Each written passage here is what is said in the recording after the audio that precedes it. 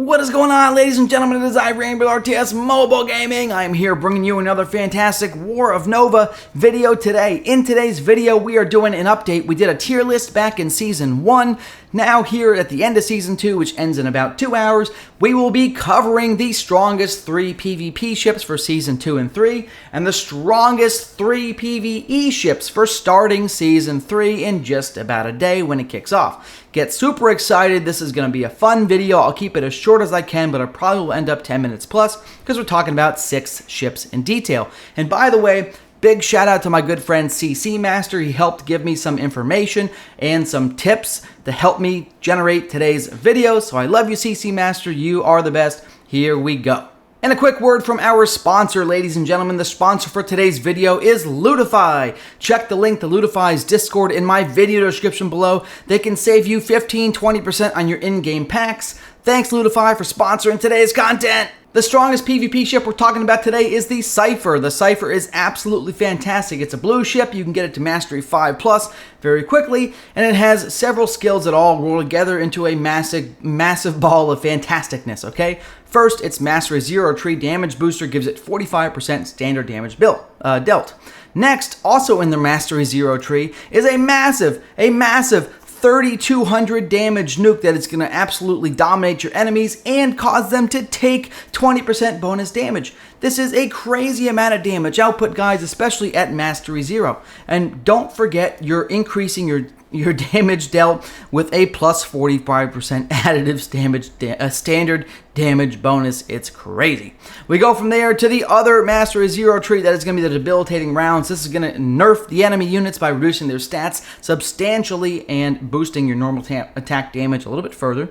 And finally, we get to the Mastery 3 tree, where you have another huge nuke, which does a total of 2250 damage over the course of 10 rounds, and it is going to massively debuff the enemy. So you're debuffing their stats on the enemy ships, you're debuffing the damage even further on the enemy ships, and you're increasing the damage they take, all while doing massive damage with the Cipher. The next ship we're talking about is going to be the Corruptor. The Corruptor is an absolute monster. It's my favorite ship of all time from Season 1, as you already know.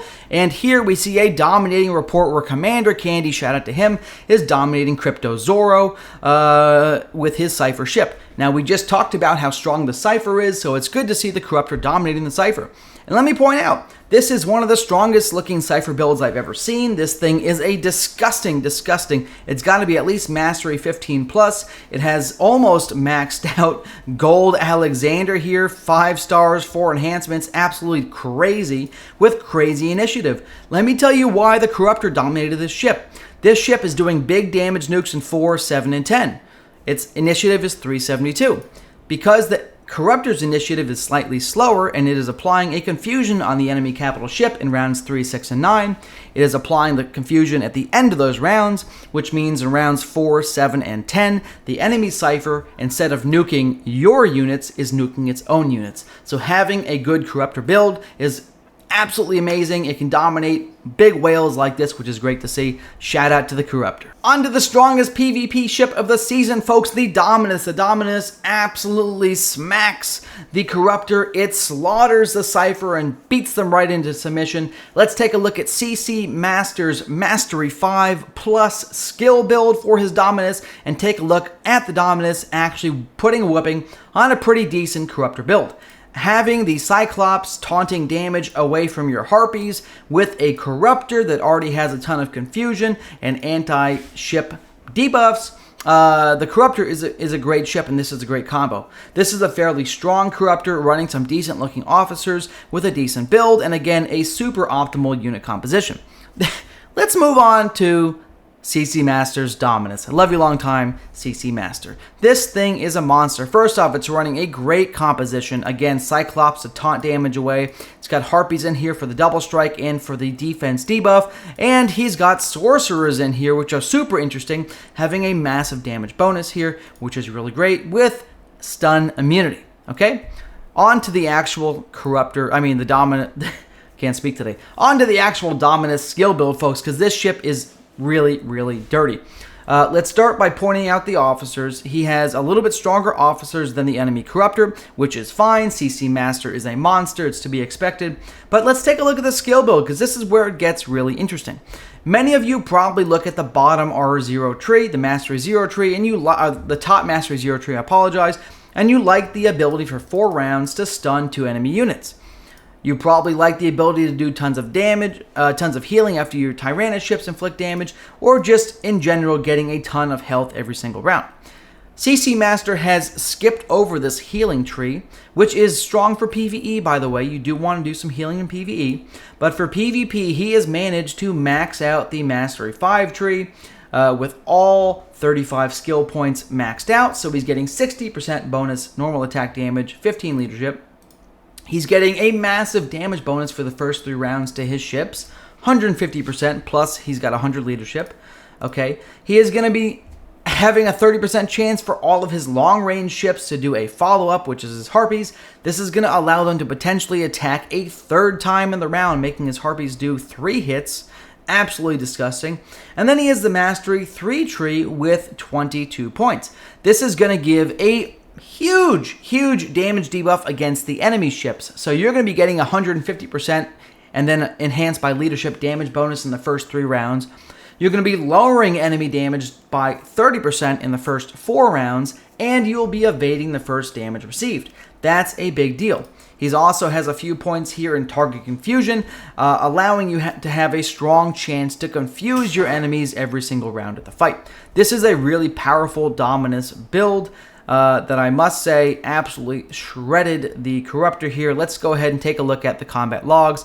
I want to see how long it lasted. 2 rounds. The fight lasted 2 rounds. Let's take a look. Round 1, why not? Absolute domination. His sorcerers shredded the universe. Oh my god, the Cyclops are down. On to round 2, and everything else just died, and that was the end of that. Okay, so clearly, guys, this build puts out crazy amounts of damage in just a few rounds. The first 3 rounds, again, with that massive 150% damage buff, plus a chance for the double strike. It is disgusting, okay? So, those are the PvP ships, folks. Let's move on to the PvE.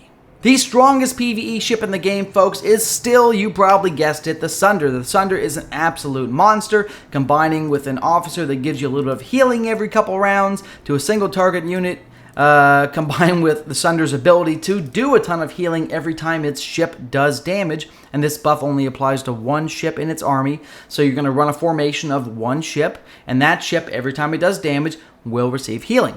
Okay, the Sunder is an absolute monster. In addition, once you max out the healing tree, you'll move into the R3 tree, where you will maximize Dance Death. You'll put points into Eager to Please, and you put points into Bleeder, allowing you to do a ton of bonus damage with the Sunder.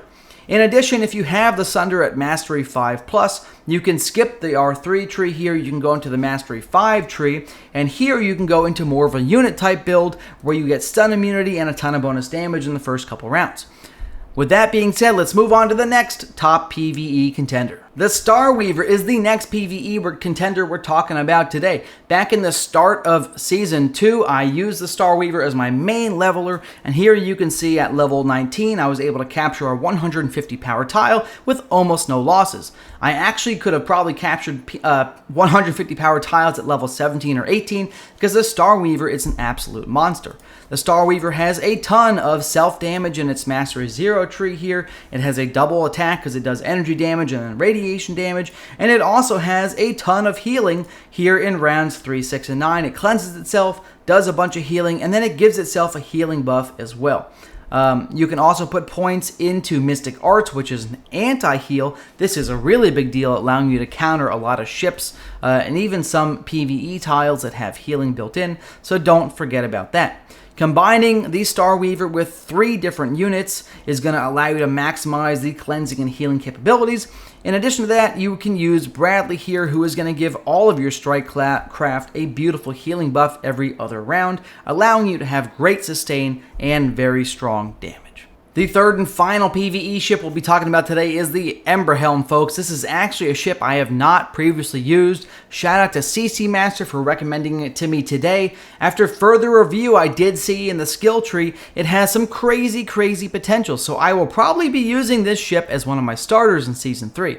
Luckily for me, it's a blue ship. It was fairly easy to get to Mastery level 6 back in Season 1, so I'm coming in able to utilize all the skills, which is great. Let's take a look at the tech tree and talk about some of the skills you're going to want to use as you level up with Emberhelm. It's Mastery level 0, tier 1 ability tree here. Forward shield is both going to allow you to receive less damage from close strike craft, but it will also have 2 healing skills that are absolutely incredible. It has a healing skill that will give you a single unit heal nuke on rounds 3, 6, and 9. This heal is fairly small, but if we take a look at the reactionary repair skill, and we talk about the fact that you can have 3 strike craft that will all recover 60% healing 5 times. That is going to be 300% healing times 3. That is 900% healing in the first couple rounds of the fight. The first 5 times you take damage, you will do a total of 900% healing between your 3 strike ships. So this is a really powerful skill for leveling up. As we move into the higher tier skills, we're looking at some big damage nukes from Frontal Assault. We also have a big damage nuke from Lucky Shot. Both of these combined at Mastery level 3, the tier 2 ability tree here. These are both super strong. If you wanted, you could also boost your close damage dealt by 25%, or you could ditch this and go into the Mastery 5 tree, which is what I recommend. But here in the start of Season 3, maxing out this with 15 points, 10 points here, 15 points here, you're already looking like this build's going to carry you into the mid-20s and low 30s. So by the time you have these 4 skills maxed out, you should be in the mid to upper 30s, depending on what your mastery level is. If you have a high mastery like 15 plus, then you'll probably be into the Mastery 5 Tier 3 abilities a little bit sooner than people like me who got a Mastery 6 ship. But the double tap is also another very strong skill, and it is going to hit units with energy damage, while some of these skills like Lucky Shot do physical damage, and then you got Frontal Assault doing energy damage, so you have 2 big energy damage nukes. You have a physical standard damage from Lucky Shot and a bunch of healing in the first couple rounds of the fight. That makes Emberhelm super attractive, and again, I'm going to try the Emberhelm out here in day 1 of Season 3. That starts in about 25 hours. Alright folks, and that is it. We have talked about the 3 strongest PvP ships, the 3 strongest PvE ships. We told you about Lootify, the sponsor for today's live content. Check the link to Lootify's Discord in the video description below. And again, big shout out to CC Master. I look forward to seeing all of you folks in the War of Nova Season 3, which starts again in just a few hours, or tomorrow, or yesterday, depending on when you watch my video. Like and subscribe, folks, and post in the comments if you like today's content. Randy